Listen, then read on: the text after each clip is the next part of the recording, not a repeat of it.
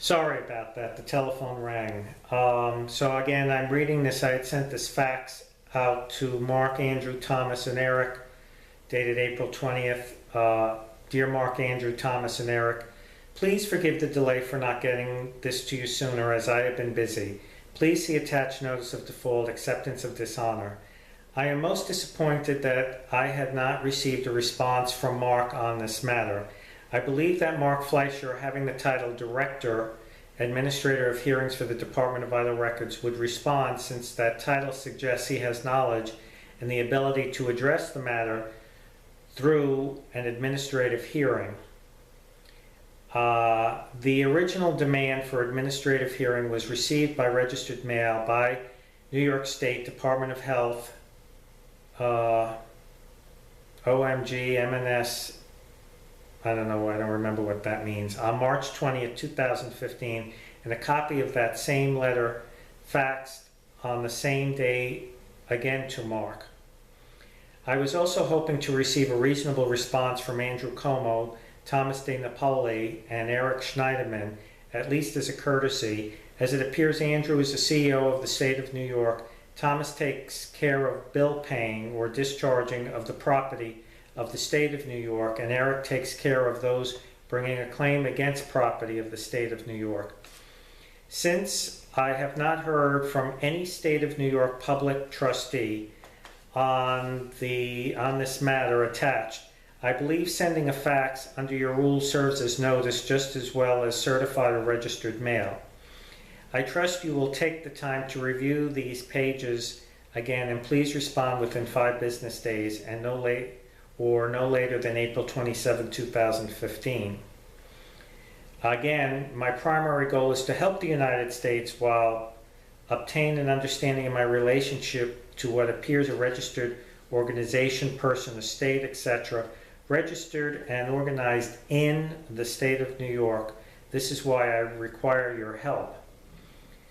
In previous correspondence, my preference is not to travel to state of New York, as I believe the matter can be adjudicated with maybe a phone call or two and something in writing from an officer or public trustee of the state of New York. However, since there has been no initial response in writing, it is difficult to second guess. I send this matter to you in trust and good faith that you can clarify, instruct, advise, aid, discuss publicly or privately what exactly is my relationship to a state of New York registered organization, a state, person, etc., Anthony Rubio. I further require information concerning what authority is there under state of New York statutes or codes to use a name for personal identity. Thank you, and may our Creator, God, bless you abundantly. In peace, by Anthony, and again the white peace flag.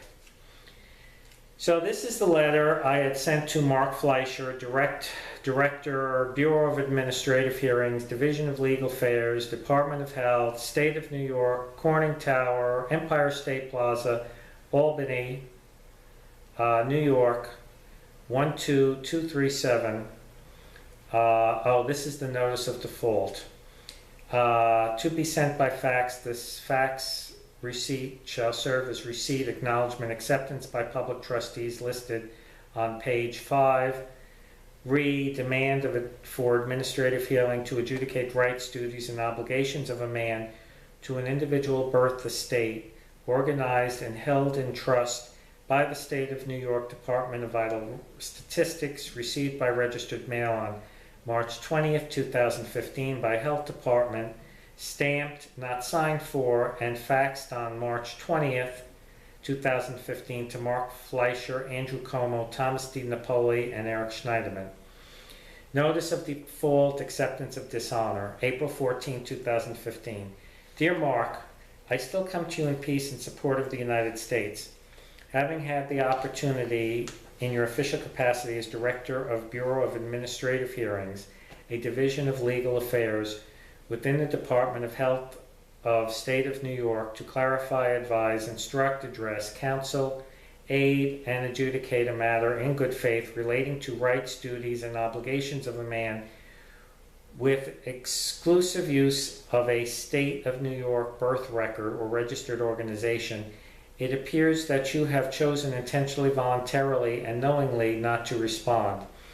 Therefore, your silence is your agreement, and the matters put before you in your official capacity are valid concerns and appropriate lawful grievances in violation of the natural inherent rights of a man. Here is another opportunity for you, Mark Fleischer, or Andrew Como, Thomas Napoli, or Eric Schneiderman, to address the original matter received as attached by you, your department, on March 20th, 2015. Otherwise, you are in default, and I accept your dishonor conditioned upon the following. The State of New York and its authorized representatives are not required to uphold and adhere to the United States Constitution along with all its provisions, demands, and obligations. The State of New York and its authorized representatives are not required to uphold and adhere to all the statutory laws of the United States under martial law rule. Number 3, the State of New York and its authorized representatives are not required to uphold and adhere to all of the United States Supreme Court decisions as a guide for administrative policy making. Number 4, the State of New York and its authorized representatives are not required to uphold and adhere to the Uniform Commercial Code. Number 5, the State of New York and its authorized representatives are not required to uphold and adhere to international law where the United States is a signatory to treaty and/or contract. Number 6, the United States of New York and its authorized representatives are not required to uphold and adhere to the rule of usufruct, the rules of war on land, or honor 12 U.S.C. 95A. Number 7, the State of New York and its authorized representatives are not required to uphold and adhere to specifically 63C American Jurisprudence 2D, Sections 241 through 250, and 5 CFR 2635.101, and therefore acknowledge, accept, and agree that its authorized representatives act outside the bounds of their office title in their individual capacity. Furthermore, I believe and thereon allege that fiduciaries have the duty to bear the utmost fidelity to the public trust created by the constitutions that were created, ordained and established by the people and for the posterity, who are the living beneficiaries of the public trust. The limitations placed upon the actions of the fiduciaries by the trust instruments, the Constitution, are absolute. These limitations include, but are not limited to: A, the prohibition against impairing the obligation of contracts; B, the prohibition against the taking of private property for public use without just compensation; and C, in general, the prohibition against trespass of another man's rights, liberty, or property. Continuing on, I believe and thereon allege that fiduciaries have a duty to full disclosure to the living beneficiaries, though I suspect the rules of war on the land usurp this idea. However, since the matter has been brought to your attention under a demand for an administrative hearing to compel an intelligent and honest lawful response, it does not seem to be unreasonable to require due process of law to simple questions. Number 1, what is my relationship to the person Anthony Rubio and the legal duties and rights associated with the operation of a state agency or a name? Number 2, what is my status in relationship to the State of New York at law? If the State of New York is within the jurisdiction of the United States, how does this affect the issue of status? Number 3, what is the construction of the birth instrument or document and the facts surrounding its creation?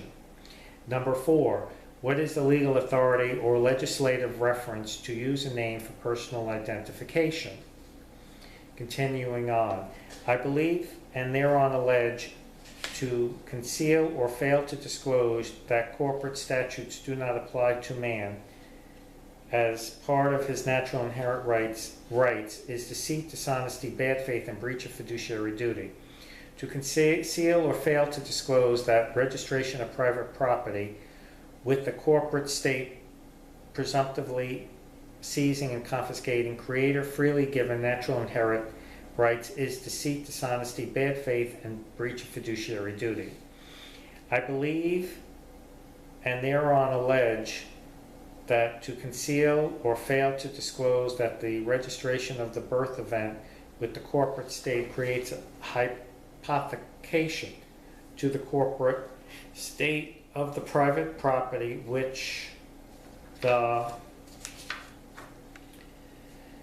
corporate state then uses to make profit therefrom, such as using the private property as collateral for the issuance of bonds, then proceeds of which run the corporation's operations is deceit, dishonesty, bad faith, and breach of fiduciary duty.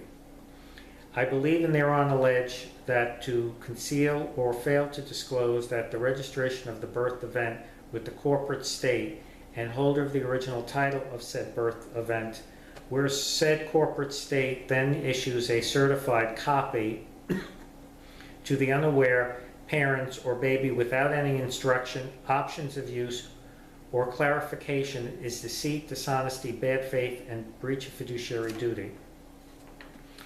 I believe and thereon allege that to conceal or fail to disclose that the name as property owned by the state under law mandates that all property in the name or factitious persons automatically vests to the state where the man or woman believe they own a car, house, bank account, pension account, etc. is all false presumption and folly under law, as the real owner of any and all property in that name is owned by the state, at least on paper. This is deceit, dishonesty, bad faith, and breach of fiduciary duty. I believe and thereon allege that acts in breach of fiduciary duty by public officers give rise to personal liability of the public officers. Therefore, acts of public officers, fiduciaries, which unjustly enrich said officers or a third party, give rise to a constructive trust in favor of the living beneficiary, where such living beneficiary supports the corporation trust called the United States. Acts in breach of fiduciary duty are causes for removal from office. Further, pursuant to Section 4 of the 14th Amendment, assumption or payment of any debt, obligation, or claim, such as wages or pensions, by any state to a fiduciary in insurrection or rebellion against the Constitution is illegal and void. To be clear, my first goal is to bring the United States return to peace. It is my belief that this return to peace can only be accomplished through reduction and ultimate elimination of the national debt or private credit. My second goal in this exercise is to discover my relationship to what appears to be a fictional person, a registered organization where such registered organization or title is held and owned by the state of New York. This is why I come to you, Mark Fleischer, Andrew Como, Thomas D. Napoli, and Eric Schneiderman for clarification. I do not understand why there has been no response. It is my belief, and thereon allege, that I may have made an error by past claim to your registered organization, Anthony Rubio. It was a mistake. I did not know, nor was I ever instructed, that this is property titled and owned by the state of New York. I guess under your rules, believing I was a person where such a thing or person is deemed to know the law, ignorance of the law is no excuse. I have attempted multiple times to obtain public trustee clarification and instruction, but have received only non-responsive nonsense or no response. I imagine it is difficult for the public trustees to answer something where anything you say can and will be used against you. However, this is not my intent to back anyone in any corner. At this point in time, by necessity, I have to use the person to live and have a roof over my head. Since it appears you confiscated and seized a title which substantially takes all of my natural inherent rights under 12 U.S.C. 95 as authorized by the President to support a declared national state of emergency, This leaves me, a man, spoliated and naked, as everything done in that name automatically vests and profits the state. Your refusal to address this matter intelligently and completely in the private or public suggests your personal profit and gain supersedes the living beneficiaries, the people and posterity, guaranteed to life, liberty, and the pursuit of happiness, and return back to peace. Once again, I thank you in advance for your response in writing with original wedding signatures to this matter within 5 days. Otherwise, the fault shall be deemed final. May God bless you. I am from the pre-existent father and a son in the pre-existent one. And then what I did was I had it notarized. And then it was the footprints, the thumbprint, by Anthony, for Anthony Rubio, authorized signature, property of state of New York, 2 witness signatures notarized. And then again, the list goes to Mark Fleischer, Andrew Como, Thomas Di Napoli, Eric Schneiderman. Then with that, I attached Eric's fax number, Mark, the receipt from the fax, Thomas, Andrew, that they got the fax.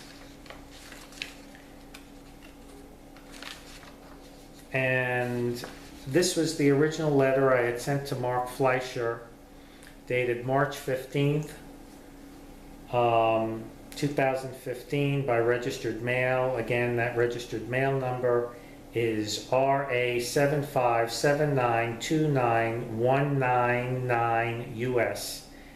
And at the top it says, demand for administrative hearing to adjudicate the rights, duties, and obligations of a man to an individual birth estate organized and held in trust by the State of New York Department of Vital Statistics.